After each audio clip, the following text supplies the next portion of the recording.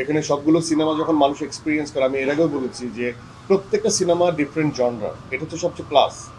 একটা দেখে আরেকটা দেখলে যে বোর ফিল করবে, বা একটা গল্প দেখলে আরেকটা গল্প থেকে তারা কিছু নিতে পারবে না বা তারা কিছু রিসিভ করবে না, তা কিন্তু না।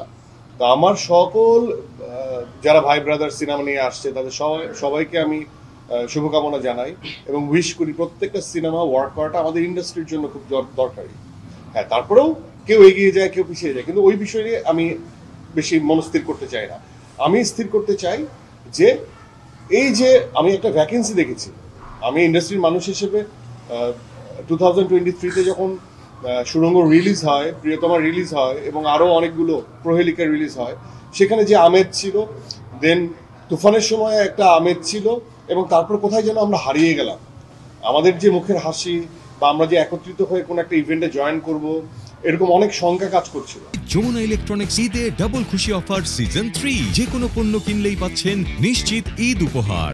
এই যে আবার এর মাঝখানে অনেকগুলো ছবি কিন্তু এসেছে, কিন্তু এবারের ঈদটা টোটালি আমি আলাদা আলাদা মনে হচ্ছে, যে আমেজটা আলাদা।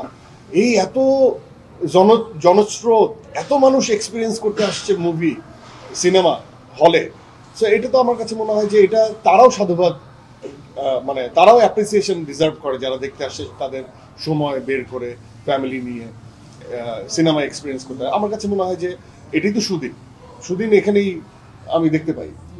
হ্যাঁ, অবভিয়াসলি পরিবেশ, আমরা যখনই কালার গ্রেডিং নিয়ে কথা বলি, টপ নচ কোয়ালিটি নিয়ে কথা বলি, সেই কালার বা সেই গ্রেডিং কিন্তু খুবই স্ক্রিনিংয়ের জায়গায় যদি দুর্বল থাকে তাহলে সেটা আসলে দেখে মজা নেই।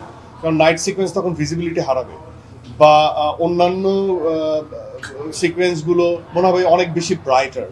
সো এই জন্য তো এটা খুব আমার কাছে মনে হয় যে এই বিষয় নিয়ে যারা ব্যবসায়িকভাবে হোক আর ইনারলি দায়িত্ববোধের জায়গা থেকে হোক, যারা ভাবছে প্রাইভেটলি, যদি তারা একটু শ্রম দেয়, তারা যদি ভাবে, এবং হ্যাঁ হতে পারে সরকারের পৃষ্ঠপোষকতাও হতে পারে, এটাও আমি ডিনাই করব না, কিন্তু আমাদের মনে হয় যে পরিবেশগত জায়গা বা কোয়ালিটিগত জায়গা থেকে এরকম সিনেপ্লেক্স বা মাল্টিপ্লেক্স বা একক সিনেমা হল যেটাই হোক না কেন, সেখানে যদি তারা একটা কোয়ালিটি মেনটেন করে, তাহলে বাংলাদেশের সিনেমা যে আমরা যে ইচ্ছাটা পোষণ করি যে সুন্দর সুন্দর সিনেমা আমরা বানাবো, প্রোডাকশন ভ্যালু হাই, কিন্তু সেটা চালানোর জন্য তো সেই জায়গাটাও লাগবে। সো আমার কাছে মনে হয় যে এটা তো আসলে অবশ্যই খুব দরকারি একটা পদক্ষেপ।